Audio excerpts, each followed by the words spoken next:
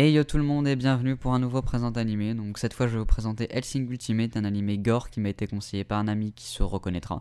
Hellsing Ultimate est la seconde adaptation de Hellsing de Kota Hirano en animé. C'est un animé mêlant action, horreur et fantastique qui a été produit par le studio Geneon Ant et qui comporte 10 épisodes d'environ 50 minutes chacun. Ce choix a vraisemblablement été fait par rapport au nombre de volumes du manga originel qui était de 10.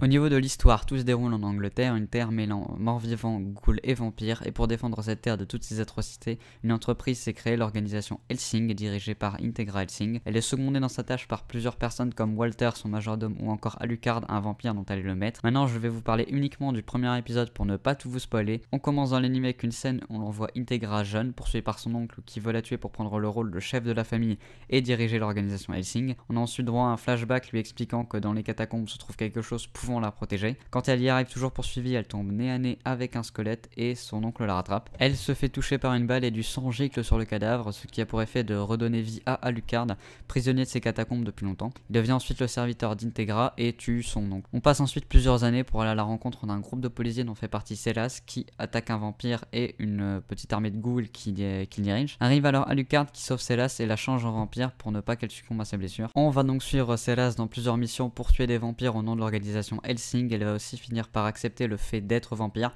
et donc devenir plus forte. Ça se ressent surtout au niveau de son premier vrai affrontement avec les vampires, durant lequel elle découvre les pouvoirs qui lui ont été conférés, comme le fait de pouvoir voir de grandes distances et de tirer avec grande précision sur des cibles mouvantes. On découvre alors parallèlement une organisation qui lutte elle aussi contre les vampires qui se situe au Vatican, divisée en différentes sections dont la meilleure la section 13 d'Iscariote. Cette section va à un moment envahir le meilleur membre d'Iscariote, Alexander Anderson, un prêtre spécialisé dans le meurtre des vampires. S'ensuit alors un combat épique entre Alucard et Anderson qui montre une plus grande partie de la puissance de Alucard sans pour autant la dévoiler entièrement. C'est ce que j'adore avec ce mec, à chaque fois qu'il combat il devient plus pété qu'avant, on a l'impression qu'il a pas de limite. Donc après le combat entre Anderson et Alucard, on découvre la présence d'un troisième ennemi qui est cet homme, et cet homme est en fait le dirigeant des derniers protagonistes de l'anime, le Last Battalion, un régiment d'anciens nazis dirigé par le Major qui a transformé ces hommes en vampires pour créer la plus grande guerre de l'histoire. Ouais, carrément. Et avec ces trois camps réunissant chacun leur armée, les différentes batailles entre eux sont énormes et tous les personnages alliés ou ennemis sont badass. Cet animé est magnifique, gore mais juste comme il faut, très porté sur le fantasy, ce que j'adore, et il y a beaucoup de références historiques. Il y a aussi 3 OAV à l'animé qui s'appellent Hellsing Ultimate The Dawn qui sont assez intéressants à voir. Aussi, un autre point qui m'a bien plu, c'est l'animation. Elle est sublime, ils utilisent les ombres sur les personnages extrêmement bien. Le gore est assez présent sans pour autant être une gêne, surtout pour moi qui suis pas très fan d'animé gore. Another est la mort du parapluie. D'ailleurs, truc intéressant, il n'y a pas d'opening à l'animé, seulement un ending, qui est magnifique même s'il est un peu long. Voilà, c'est... Attends. Quoi? T'as oublié un truc important là. Et c'est quoi? Vraiment, tu sais pas. Le personnage principal. Parle-en un peu, c'est quand même lui le héros. Ah oui, pas bête tout ça.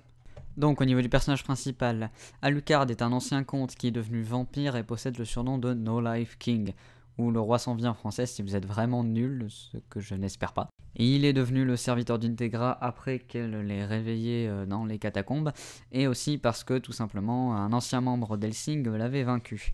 Voilà, là c'est déjà mieux. Je peux finir maintenant? Vas-y, je te laisse finir ton truc. Ah, et au fait, sinon t'es qui? Moi? Ton double du futur.